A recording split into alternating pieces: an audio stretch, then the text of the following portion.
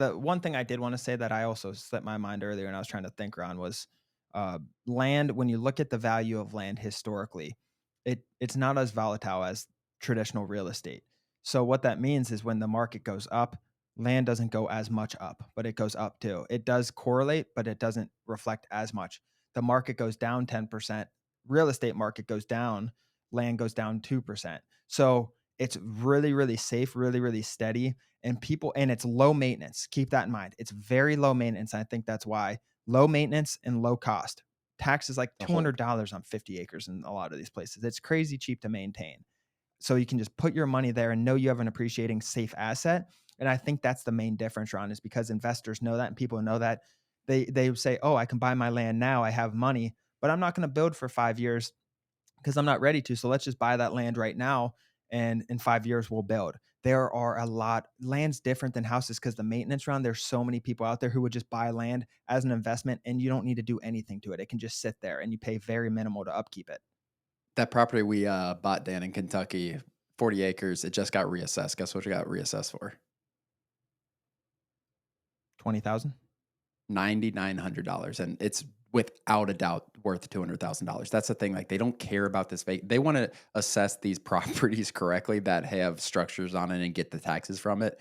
These vacant land, like, we have a $120 tax bill on 40 acres that's worth $250,000, and it's assessed at $10,000. They do not the And that's majority across of the rural board. count 100%, like, it's not just this Northern Kentucky county, like, they just don't care about it. They're not trying to make their money on taxes from their acres of vacant land. They want to have people who are gonna eventually build on the land or subdivide or do whatever with the land.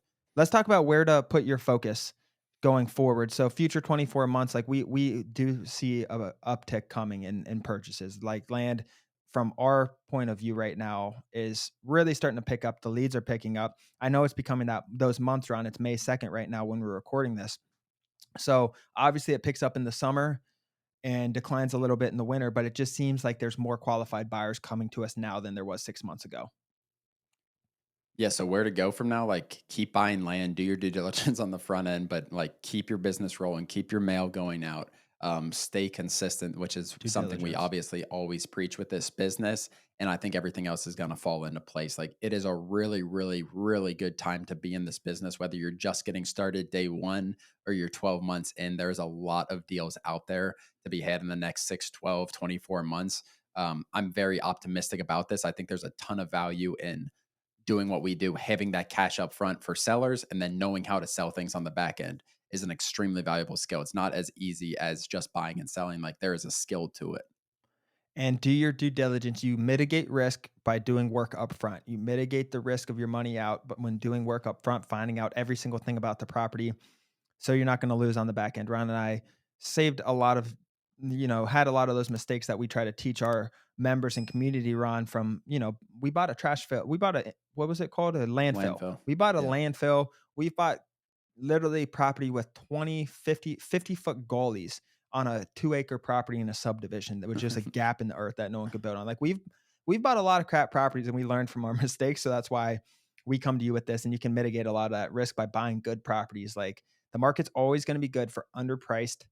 Like I said, it's less volatile land market, underpriced land on the market. So you're undercutting the market a little bit and there's nice land. Like the market, I don't care what you say, is always going to be good for that. It just comes down to making sure your land's good and the price is right in the good location, Ron. Exactly. I don't have much more to add, Dan. I think I don't I don't have much more to add. I think I'm very optimistic about the next 12, 24 months. As always, thank you for joining. Please do us a huge favor and like and subscribe our YouTube channel and share this with a friend. It really means the world to Ron and I, but more importantly, it could help change the life of someone else. Thanks for joining, and we'll see you next episode.